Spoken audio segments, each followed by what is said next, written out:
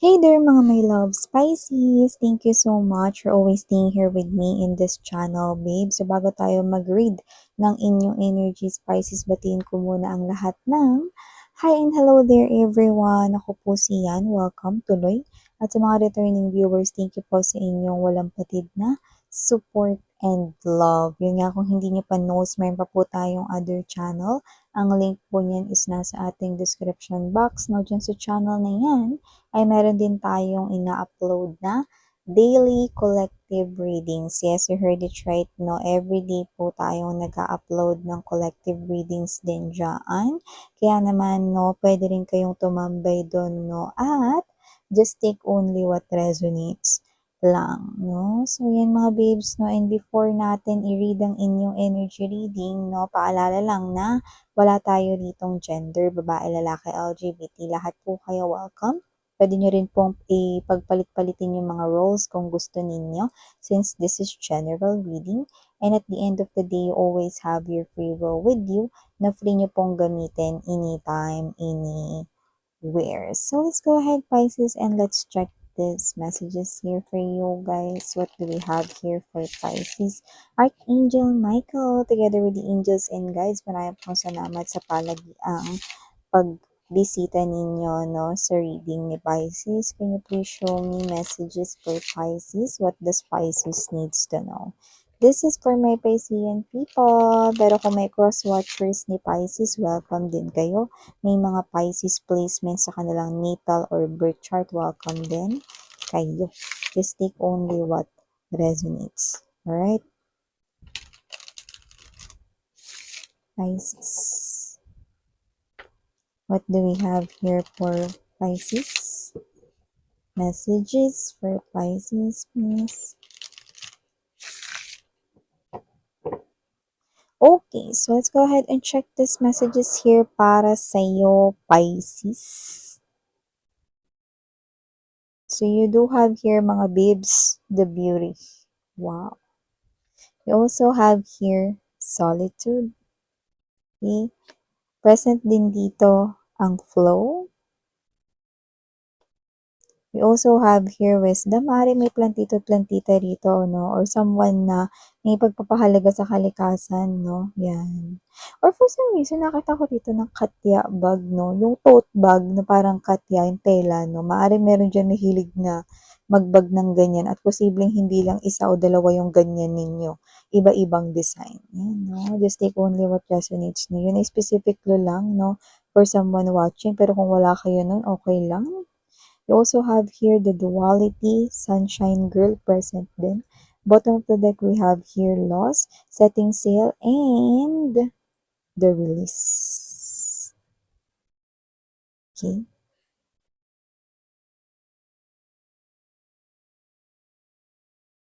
So, Pisces, meron dito, no, importanteng mensahe.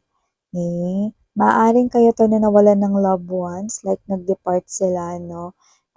Like, pwedeng may namatay or nawala sa inyo, no, ni importanteng tao, no? So, that person right here, lalo na kung matagal-tagal na siyang wala, that person right here wants you na maging happy, no? Kasi everything na iniisip mo siya, no, it looks like, umiiyak ka, no, or nalulungkot ka, no, and that person do not want that kasi nakikita ka niya. You know, your loved one right here wants you to release the sadness and think na magkikita rin kayo one day. Okay? You're gonna meet once again. Kung sino man yan, it could be a loved one right here. It could be someone special to you that you've lost, no? Na doesn't have to be na hindi na sila present physically, no, sa inyong world. Doesn't have to be na hindi mo na sila makikita ever. So, gusto nila, no, is maging happy ka. Okay? Because they're watching you. So, you need to release, let go of sadness, and live. Yan, no? Yun yung gusto nila, no? Yung mabuhay ka. Yan, no? Kasi dito nakikita ko parang kahit matagal-tagal na silang wala, no, sa inyong life, okay? You still miss that person. Hindi nyo naman sila kailangang i-forget, okay? You just need to know na magkikita rin kayo one day and um, that they're okay kung nasan man sila, no, and they want you to be happy. Okay? So, para maging masaya sila, no, kailangan maging happy ka. Okay? So, maliban diyan, nakita rin tayo rito, Pisces, no, na another message regarding doon is you need to release here something na matagal nang wala, pero present pa rin sa life ninyo. Huh? Miss yan, is that a riddle or palaisipan ba yan na sinasabi mo, no? No! Kasi ito kitang-kita mo to. Kaya kung meron mang toxic sa buhay mo, you need to release that, no?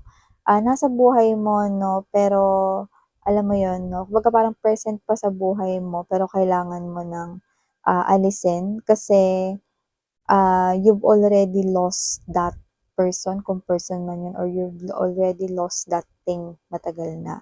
Yan o, kunwari meron kang partner dito na nagbago na yung ugali niya, no, na parang siya ito, no, na naging toxic na dito, no, sa inyong relationship, no.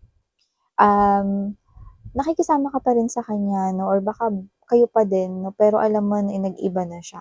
Ayan, no, and you did everything, no, para magbago siya, 'no, at bumalik siya sa dating siya, 'no, and I do see na walang nangyayari dito, 'no. So, matagal mo na na-lost yung person na yun, okay? And nahihirapan ka dito, I'm seeing you suffering, so you need to let go of that person, 'no, for you to be able to release din yung agony mo and yung inyo rito na parang nasi-stress kasi kayo, 'no, and you're having your anxiety and you're also losing sleep, 'no, yung maayos na tulog, 'yan, okay. And also 'no, iba naman possible na hindi yan tao, puwedeng sitwasyon naman 'yan, 'no. Kaya naman 'to na parang, um, you already lost yourself by clinging to a type of job that you really do not like. Baka naman ayaw mo talaga yung trabaho mo, 'no, and that is not something that you want to do, okay, sa iyong life, 'no, as your way of living. Kasi, this is you. You look tired, no? You look frustrated, exhausted right here, no? And you really do not like what you're doing sa yung job, okay? So, nakita ko dito na parang you're holding something lang kaya hindi mo yan mabitiwan, no? Dahil siguro nakasahod ka dyan or nakaka-gain ka dyan ng salary or income, no? Or whatever, but you do not like, okay, yung ganyang klase talaga ng trabaho. You need to release something, no, na hindi nagdudulot ng contentment sa'yo and satisfaction, okay? Why do you need to do that, no? Yeah, you need to do that in order to make room, okay? Yun yung kailangan mo maintindihan with the wisdom right here. Spirits are saying, you need to release those things to make room for new things, new opportunities, no changes. Yan, no? You need to have that wisdom, inner knowing, no? So, nakita ko rito, no, that the universe, okay, nagpapadala na rito ng mga opportunities sa love life mo, no? Or baka may pinapadala na silang tao dito, no? Pero hindi makarating-rating sa'yo, no? Dahil hindi mo pa nire-release yung iyong ex. Oo, puwedeng matagal na kayo nakapaghiwalay sa kanila, pero mukhang sila pa rin yung laman ng puso't isip ng iba sa inyo. Or kung hindi man, mukhang galit ka pa sa kanila. So, you need to release the anger and anything related with your ex-lover. Yan, no? To make new room for new love, 'di ba? At kung sa trabaho naman 'yan, baka nagpapadala na rin dito sa universe. Ayun, nakikita ko dito, no, a lot of beauty, mga magagandang opportunities kung saan mas mag-go-grow ka, mas magiging confident ka, no, at less stress, yan, no. Kalmado lang, relax, no, at nakita ko rito na gusto mo yung mga opportunities na paparating pero nagkakaroon ng blockage dito kasi may mga kailangan ka pa rito na alisin sa iyong energy. You need to cleanse your energy. Yan. So, maliban diyan mga babes, no, para dumating yung biyaya sa'yo. Okay? So, maliban diyan, nakita rin ako rito ng energy, no, na posibleng meron ditong gala, lakad 'no, na parang pinag-iisipan mo kung sasama ka. Sa iba naman puwedeng event 'yan or puwede rin namang okasyon pero iniisip mo kung sasama ka. So nakikita ko nagdadalawang isip ka dito, 'yan. Yung iba tao yung dahilan, siguro may imbitado diyan na ayaw mong makita, 'yan. Okey? So mga babes 'no, nakikita ko rito 'no, isa pang mensahe patungkol diyan 'no, sa isang okasyon na 'yan, okey, nakikita ko na may mabe-benefit ka mula diyan, 'yan. Kasi yung new love puwedeng diyan mo makilala lalo kung single ka or diyan mo ma-meet or diyan yung first encounter ninyo. So you need to go or you have to go to that occasion, event, party, okay, or gala. Kailangan mo sumama diyan 'no, for you to be able to meet that new love 'no, kahit na meron ka rin diyang makikitang ayaw mo makita. So that is a challenge, yan 'no. That is a challenge with the duality right here. See?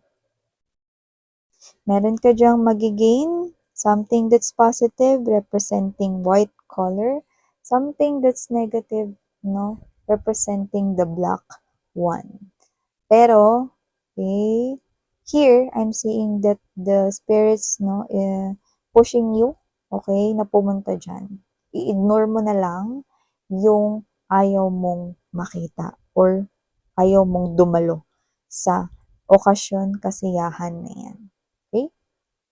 So, maliban diyan nakikita ko rin dito mga babes 'no, na mukhang ikaw yung sagot sa panalangin ng isang tao dito. And for some reason, boyfriend mo na 'to, girlfriend mo na 'to, this person here is so grateful for you.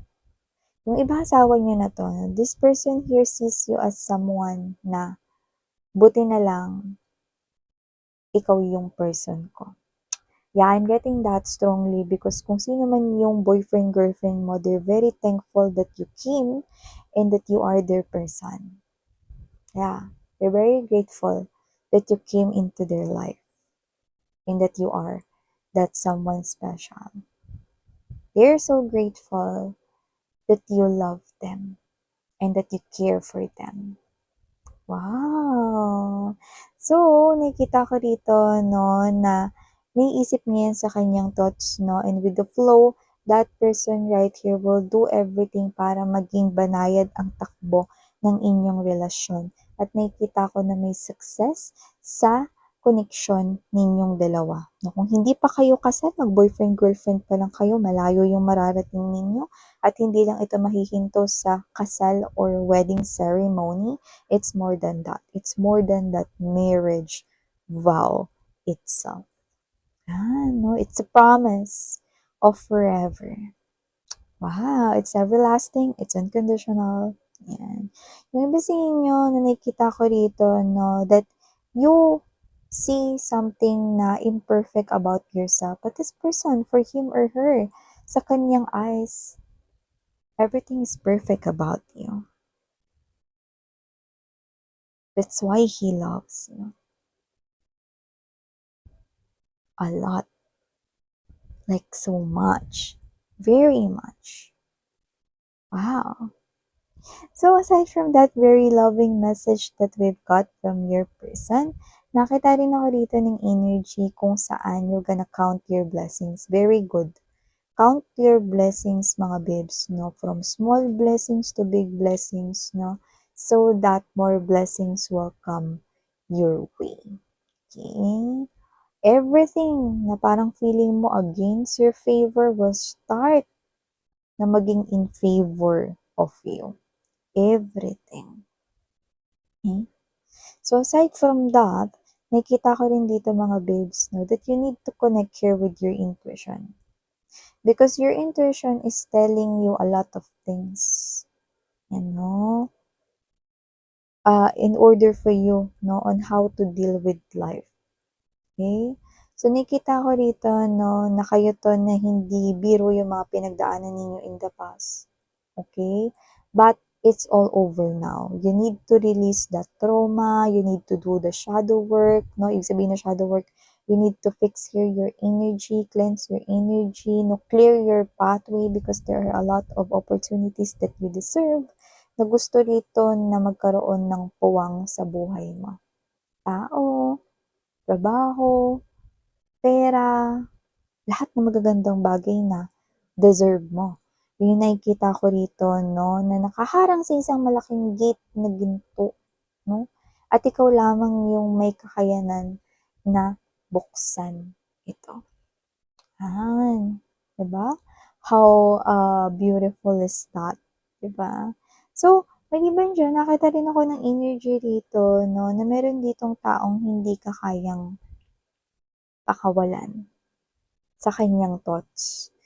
Here, from the looks of this, matagal na kayong tapos.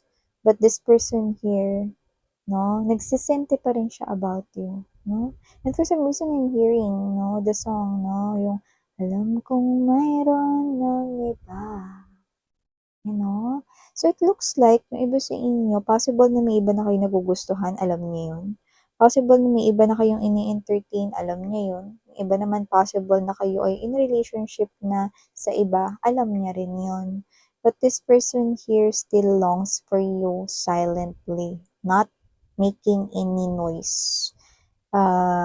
Hindi nga siya rito nagsasalita, pero yung puso naman niya rito at yung thoughts niya, no, sabog na sabog rito, no? Talagang pinapakita sa akin dito na ikaw pa rin ang laman ng isip at puso niya. Pero take note, matagal na kayong tapos at mukhang sa sitwasyong ito, mukhang meron ka ng kakonek na iba or may kausap ka na rito, may ini-entertain or may karelasyon na yung iba sa inyo. But this person here cannot let go of you. Your memories are really very strong na iniisip pa rin niya dito. Definitely an energy of your ex. Alright, so yeah, these are all the messages you've got. Yeah, I just saw right now, no, na mukhang posibleng meron dyan na madapa, you know. So, for some reason, madadapa ka lang naman kung ikaw ay hindi nakatingin sa nilalakaran mo or either nagmamadali ka. So, make sure mga babes, no, sino ba naman yung gustong magkasugat at magkapasa? Kaya naman, okay, make sure na kahit nagmamadali kayo na walang nakaharang sa daan na para hindi kayo madulas, matalisod, or matapilok. Okay? So, these are all the messages I've got right here for you, honey Pisces. Maraming salamat sa oras mo. And again, I'm Mian. Sarang Hiyo, Love in Light. Ayan.